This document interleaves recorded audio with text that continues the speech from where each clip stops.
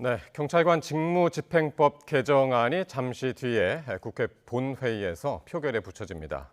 더불어민주당은 법여권이 주도한 만큼 이 법안 통과를 자신했고요. 국민의힘은 필리버스터로 맞불을 놨는데요. 오늘 조기현 민주당 법률위 부위원장, 원영섭 국민의힘 전 미디어 법률단장과 함께 관련 이야기 해보겠습니다. 두 분 어서 오십시오. 자, 먼저 이야기를 나누기 전에요. 국회를 한번 가볼 텐데 지금 필리버스터 종결 표결이 국회에서 진행이 되고 있습니다. 3박 4일 동안 필리버스터가 이어졌죠. 국민의힘과 민주당 의원들이 번갈아서 했고 주도한 것은 이제 국민의힘 의원들이 했고요. 오늘 4시 조금 넘어서부터 필리버스터 종결 표결이 진행이 되고 있습니다. 이제 종결이 되겠죠. 이제 민주당이 이제 주도하고 있으니까요. 종결이 되겠고 그러면 오늘 앞서서 말씀드린 것처럼 대북전단 등을 살포할 경우에 경찰관이 조치할 수 있게 하는 경찰관 직무집행법 개정안이 표결에 들어가게 됩니다. 자, 두 분과 말씀 나누겠습니다. 자, 이 표결이 끝나고 나면 지금 말씀드린 것처럼 이제 법안에 대한 표결이 이루어질 텐데 오늘 표결할 것은 경찰관 직무집행법 개정안이죠. 예. 어떻게 보고 계십니까? 무난히 통과되지 않을까 싶습니다. 네. 이 논란은 지난 2023년에 헌법재판소 결정에서 한번 쟁점이 된 바가 있습니다. 대북 전단 살포 인해서 접경 지역 주민들이 안전에 위협이 계속 발생되고 있지 않았습니까? 예. 북한에서 대북 전단을 띄울 경우에 무력 시위가 계속되고 있었고 실제 위협을 계속하고 있었고 그런 사례들도 과거에 있었기 때문에 예. 대북전단 살포를 할 경우에 처벌하는 조항을 남북관계기본법에 개정을 한 바가 있습니다. 이에 대해서 위헌법률심판이 제청이 됐는데 예. 그때 위헌 판결이 된 바가 있습니다.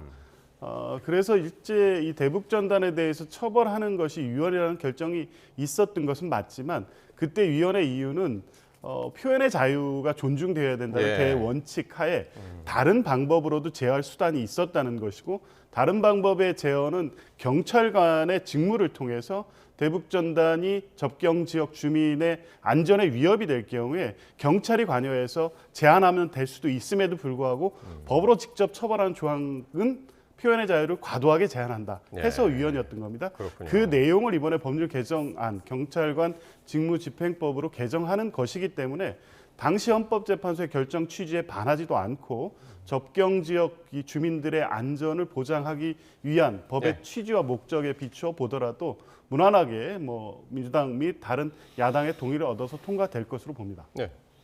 근데 아까 그 헌법재판소에서 위헌이라는 판정을 받은 거에 대해서 말씀을 주셨는데 그 당시에 이제 경찰관의 직무로 막는다는 거는 현존하는 그 접경 지역의 주민이 위험이 굉장히 실존하고 급박해야 되는 그런 상황에서 긴급하게 경찰이 업무를 할 수 있는 거 아니냐 이런 이야기를 하는 거지 통상적으로 대북 전단 날리는데 풍선 날리는데 수시로 와가지고 일반적으로 이거를 제재를 하는 게 아무 문제 없다 이런 판단을 내린 건 전혀 아닙니다. 그리고 북한의 위협 때문에 국민의 어떤 자유와 권리를 자제시키려고 하는 그런 법률이 만들어지면 아니 북한이 군대 해산하라 그러면 군대 해산할 겁니까?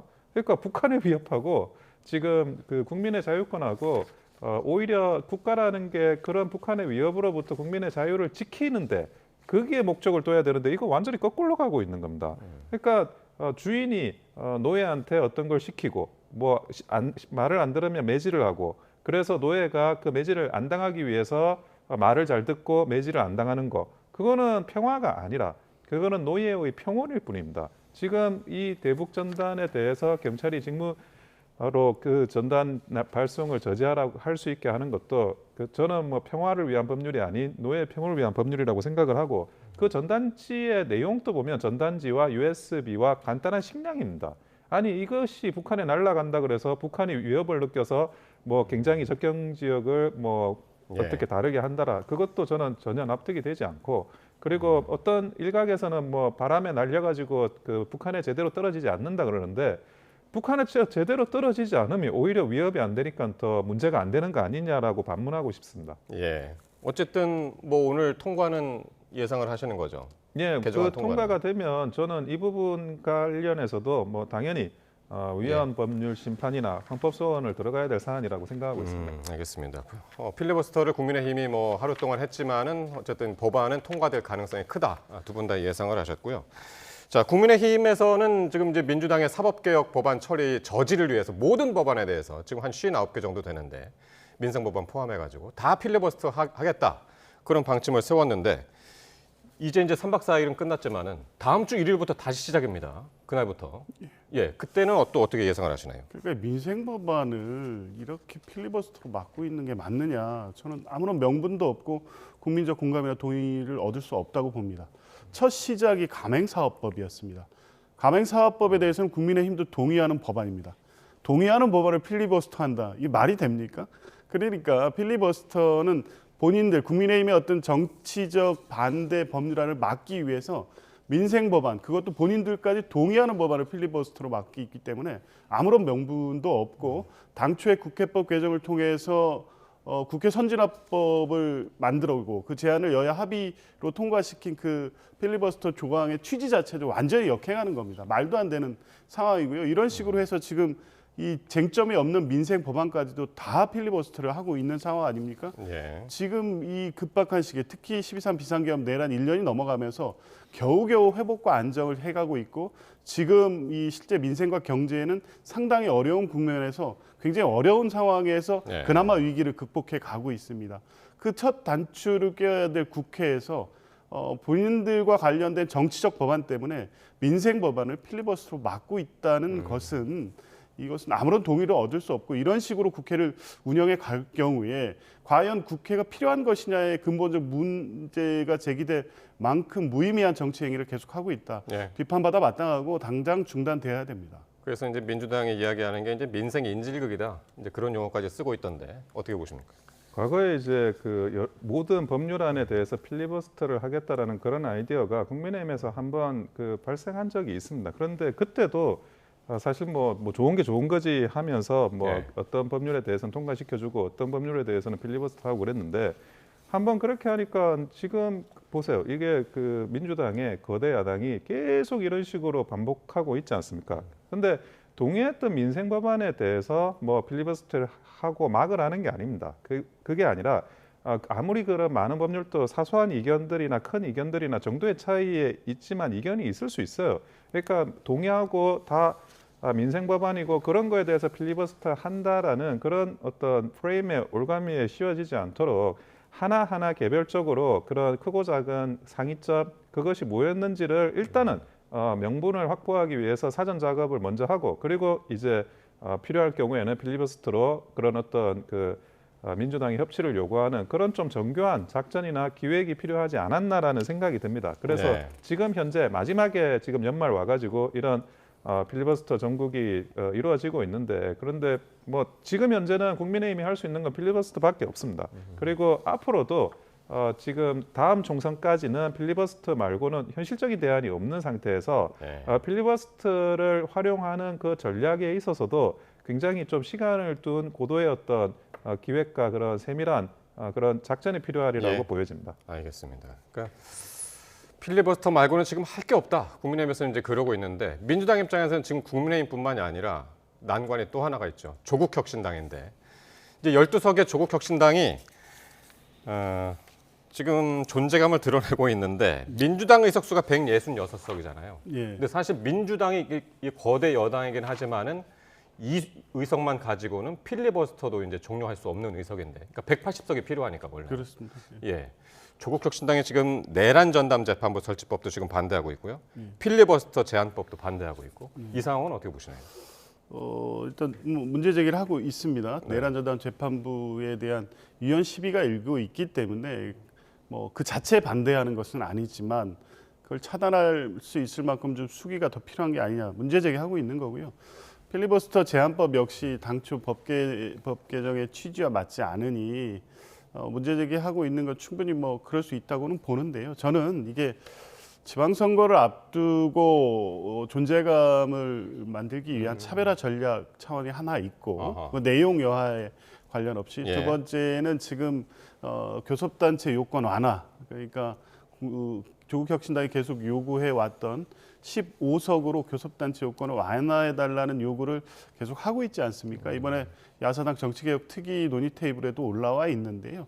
그 요구를 관철하기 위해서 여러 가지 문제 제기를 할 수 있다. 우리 야당으로서 이 부분을 이제 언급을 하면서 네. 이 두 가지 어떤 정치적 목표를 달성하기 위해서 그런 문제 제기를 하고 있는 것 같습니다. 엄밀한 의미에서 예. 조국 혁신당이 우당이고 지금까지 비상계엄 내란 국면에서 사실상 하나의 어떤 목표를 가지고 정치를 해온 것은 맞지만 뭐 선거에서는 또 경쟁하는 정당이기 때문에 뭐 이런 문제 제기를 하면서 뭐 가고는 있습니다. 근데 교섭단체 완화도 민주당이 이미 동의해서 추진하기로 한 입장을 밝힌 바가 있고 예. 뭐 이 필리버스터와 관련해서는 지금 현재로서는 이견이 있습니다만 지금 국민의힘에 보이는 행태까지를 동의하지는 않을 것으로 봅니다.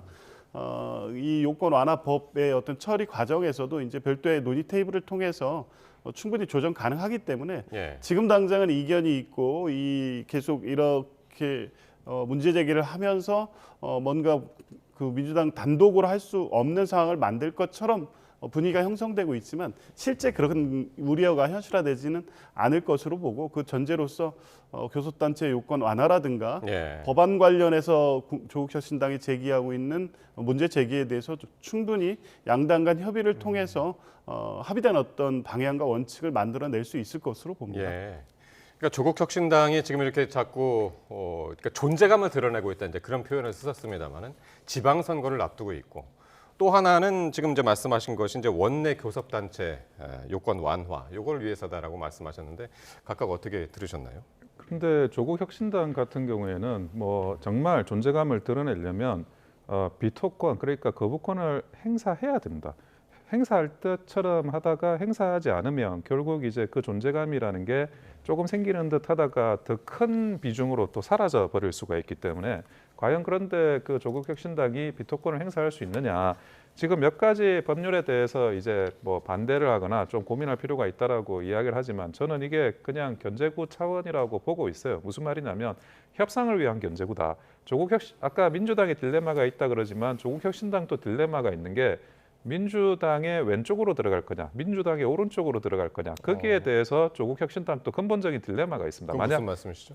그러니까 민주당의 왼쪽으로 들어가면 지금의 더 포지션으로 계속 유지하는 거고, 그런데 예. 민주당의 오른쪽으로 간다는 거는 사실은 약간 중도로 더 빠져나가는 건데 예. 지금 현재 그 이 몇 개 법률안을 반대를 비토권을 정말 행사한다면 민주당의 이 오른쪽으로 지금 들어가는 거거든요. 중도에 가깝게. 중도에 가깝게. 근데 그러면 조국 혁신당이 가지고 있던 기존의 자기의 칼라나 이런 것들이 약간 변화하게 됩니다. 그러네요. 예, 기존의 지지 세력을 어디까지 끌고 갈 수 있을지 이런 방식으로. 아하. 그러니까 자기들도 사실은 그 실제로는 지지 세력을 빼놓고 민주당의 왼쪽으로 중도 쪽으로 들어갈 수 있는 걸 사실 굉장히 힘들어요. 그러다 보니까 조국 대표도 거기에 대해서 오히려 더 딜레마적인 차원이 있을 뿐만 아니라 이것이 결국에는 위협구에 불과하고 그런 협상의 그런 첫 단추가 되는 마중물로의 그런 활용뿐밖에 해당되지 않는다라고 보여집니다. 예, 알겠습니다.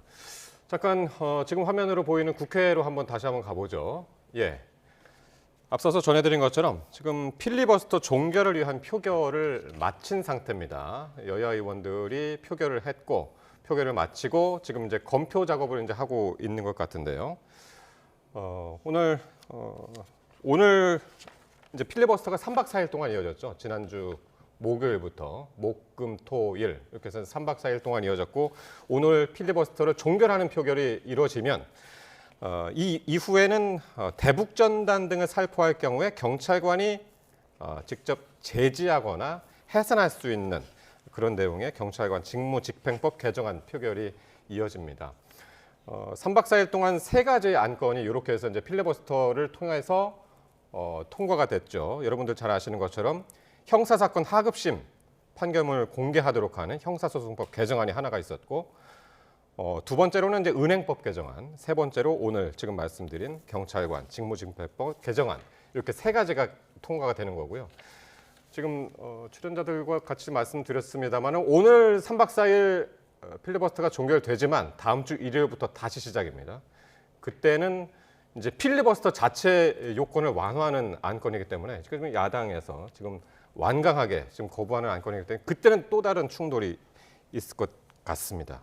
자, 이렇게 보여드리고 말씀 계속 이어가겠습니다. 자, 이 원내 교섭단체 요건 완화 요 얘기를 하고 있었는데 그 조국 혁신당인 지금 12석이죠. 이제 완화해달라는 게 기존의 20석에서 기준에서 예. 그 15석으로 완화해달라는 거잖아요. 예, 그렇습니다. 네.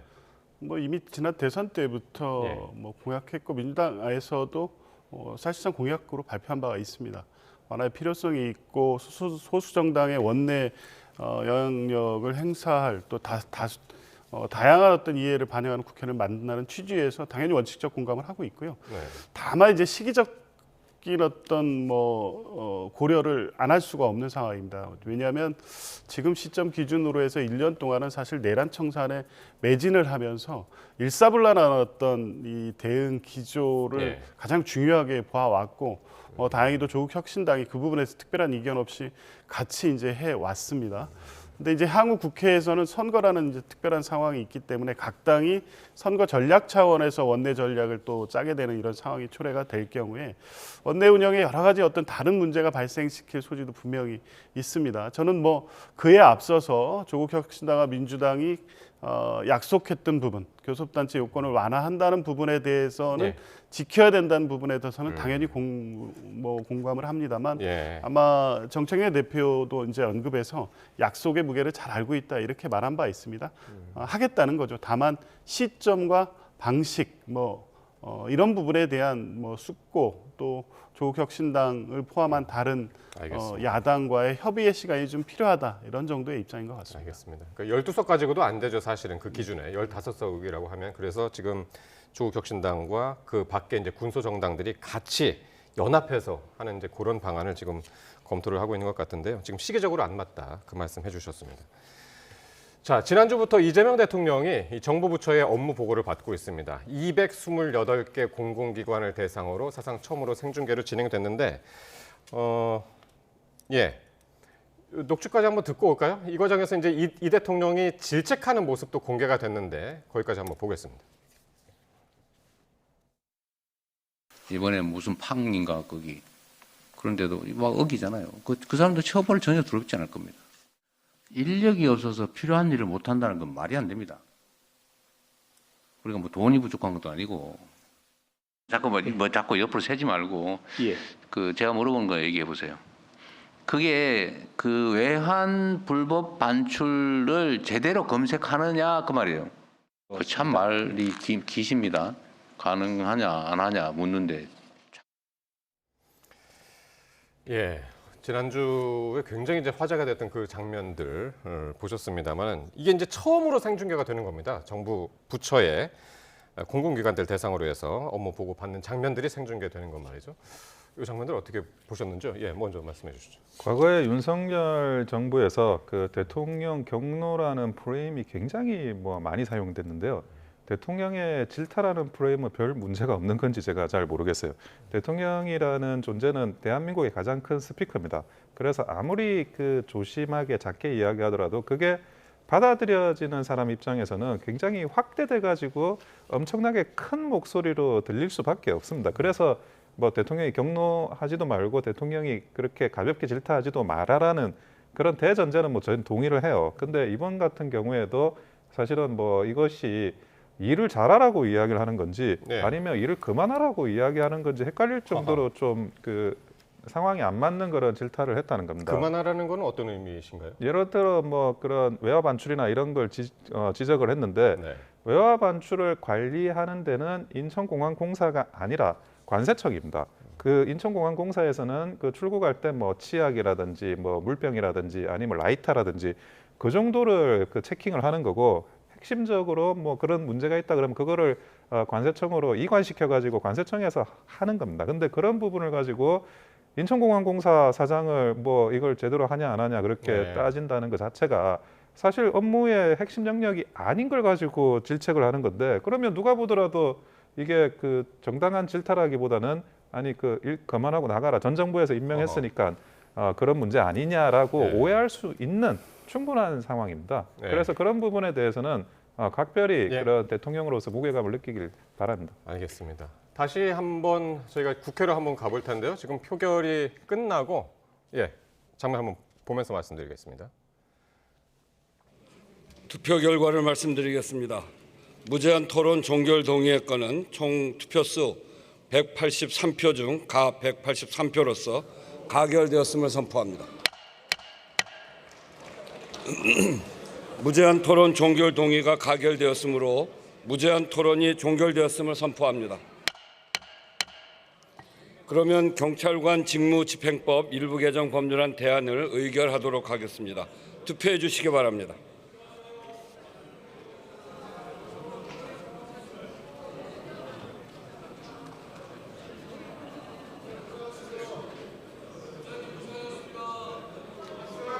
투표를 다 하셨습니까? 그러면 투표를 마치겠습니다.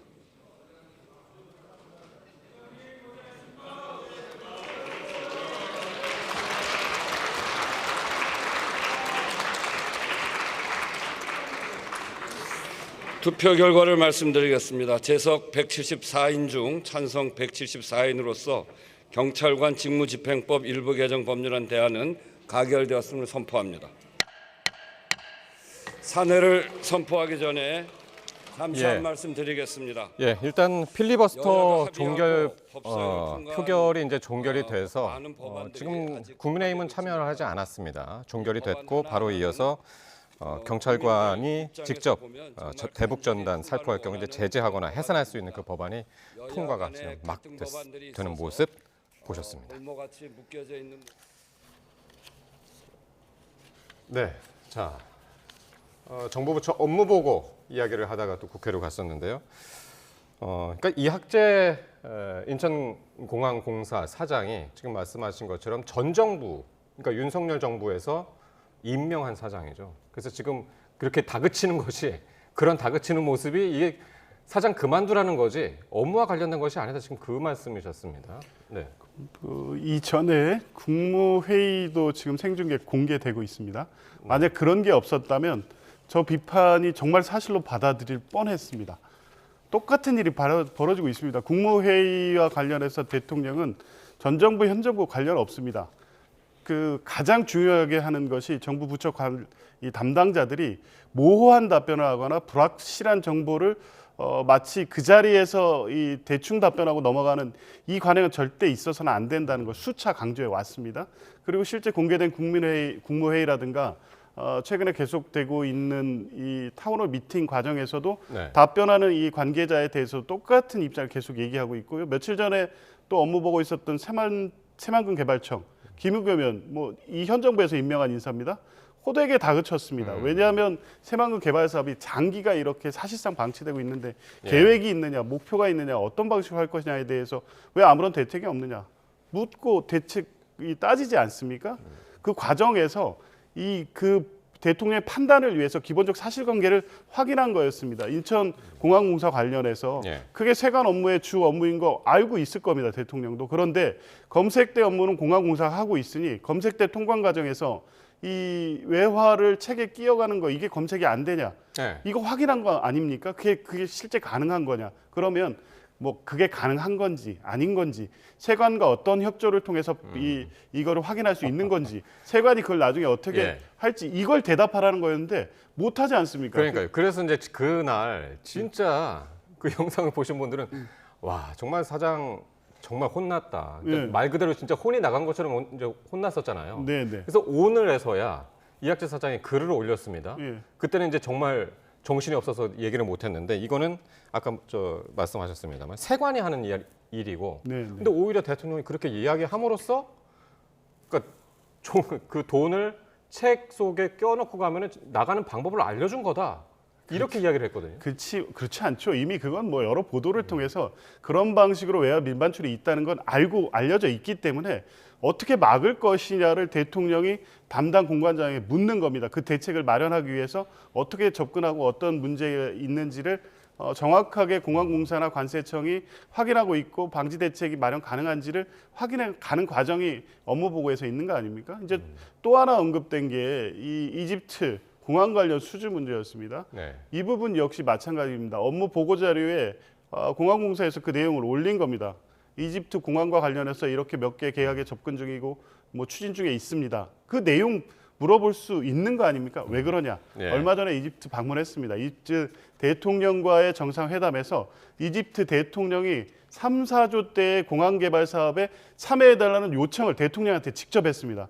관심 사안입니다. 그러면 그 사업을 추진하고 있는 인천공항공사가 어떻게 계약하고 있고 이집트와 구체적으로 얼마나 진행됐는지 대통령 궁금한 겁니다. 이집트 대통령이 우리 공항 수주에 참여해달라는 요청을 받고 돌아와서 업무 보고하는데 인천공항공사 알겠습니다. 사장이 이걸 예. 제대로 모르고 있다면 질책받아 마땅한 거죠. 예. 이게 왜 어떤 전 정권, 현 정권 책임의 알겠습니다. 문제입니까? 자, 그러면 요 얘기 계속 이어갈 텐데 관련 녹취를 하나 더 듣고 오죠. 대통령실의 입장이 어땠는지 죄송합니다. 한번 듣고 오겠습니다. 야당 출신이어서 뭐 이렇게 좀 고압적이거나 아니면 공세적인 자세를 취한 것 아니냐 뭐 이런 의견들이 있으신 것 같은데 그렇게 야당이 그렇게 문제 제기를 하는 것 같더라고요. 그렇게 바라보니까 그렇게만 보이는 것 같습니다. 예. 특히 이제 또 국민의 민주당 쪽에서 얘기하는 게 외화 밀반출 문제와 관련해서 국민의힘 쪽에서 얘기하는 거군요. 쌍방울 대북 송금 사건 때 쓰인 방식이다. 이건 무슨 얘기입니까? 그 쌍방울 대북 송금할 때 직원들이 책 속에 외화를 껴가지고 반출을 한 겁니다. 그래서 그 부분을 딱 집어가지고 대통령께서 이야기하시니 그거를 본인이 알고 있는 걸 이야기한 거냐? 보통 일반인들은 잘 모르는데 많은 사람들이 알고 있다고 말씀하시지만 사실은 저도 잘 몰랐습니다. 어떻게 했는지. 근데 오늘 이제 그런 여러 가지 보도를 통해서 확인이 된 거고요. 그리고 예.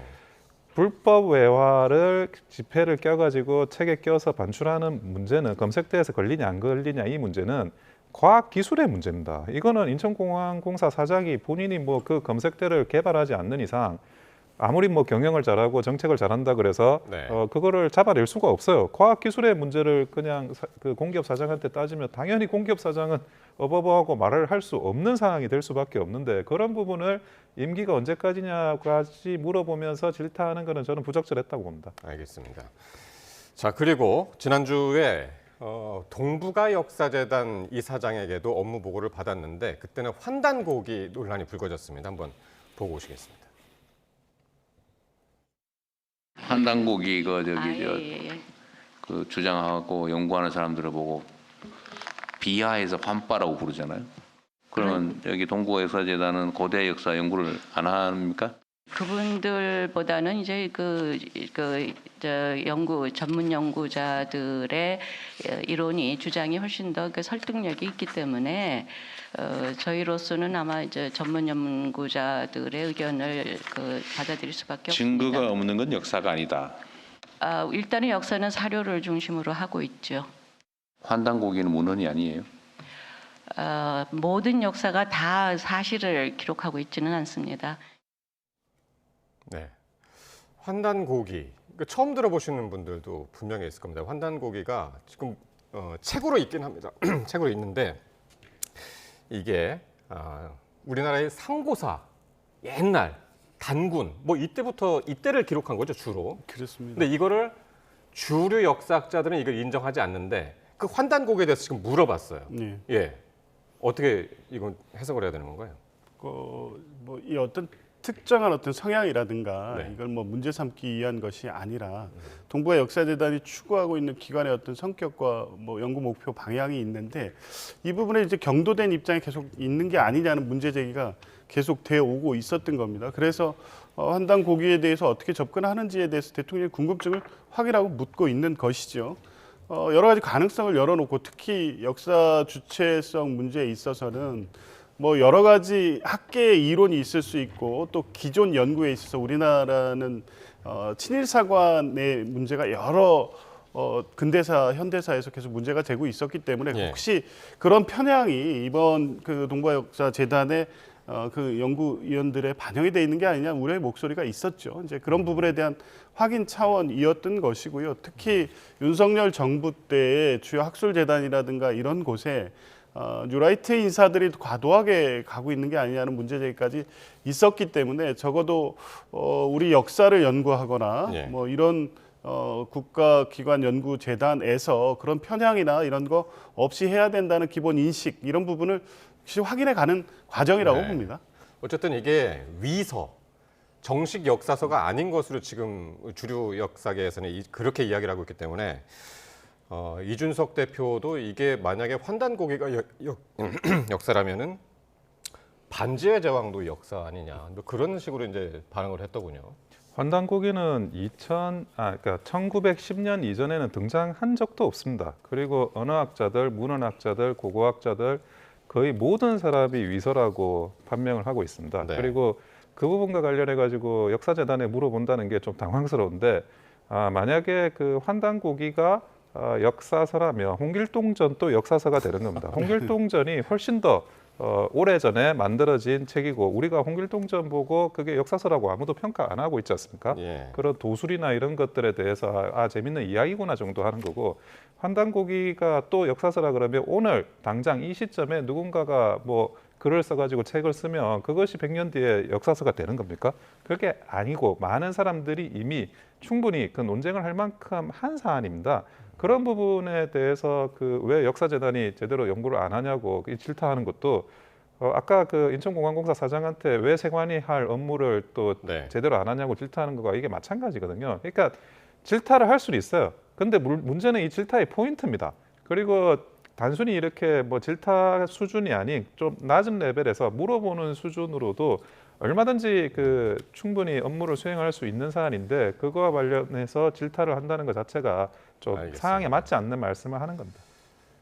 두 분 법률 전문가 모셨으니까 이 질문을 안 할 수가 없어가지고요. 마지막 질문으로 하겠습니다. 이 12.3 비상계엄 등을 수사해온 내란 특검팀이 이 180일의 수사 일정을 오늘 마무리를 했습니다. 오늘 마무리하고 이제 내일 이제 결과를 발표하는데 두 분은 몇 점이나 주실지 한번 듣고 마무리하겠습니다.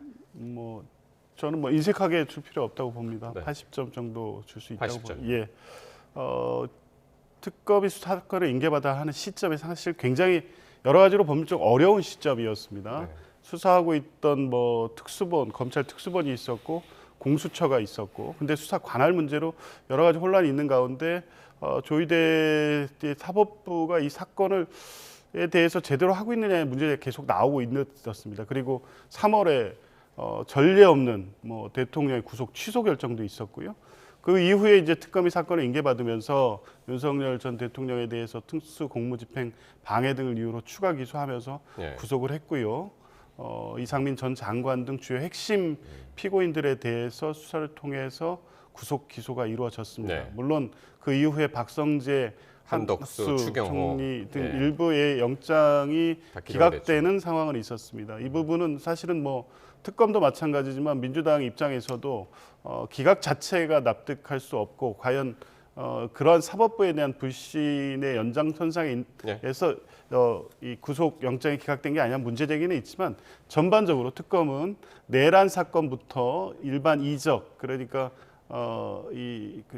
노상원 씨를 중심으로 한 일반 이적죄까지 충분히 수사를 통해서 기소하는 성과를 이뤘기 때문에 뭐 아직 미진한 수사 부분이 있고 이 부분은 이 수사청에서 추가 수사를 필요하긴 하지만 예. 특검이 180일이라는 제한된 기간 내에 주요 사건에 대해서 충분히 성과 있는 수사를 했다라고 평가하고 싶습니다. 예. 단장님 몇 점이나 주시겠어요? 내란 특검팀에 줄 수 있는 점수는 한 50점 정도 저는 줄 수밖에 없고요. 기본적으로 뭐 수사를 많이 하고 오래 했습니다.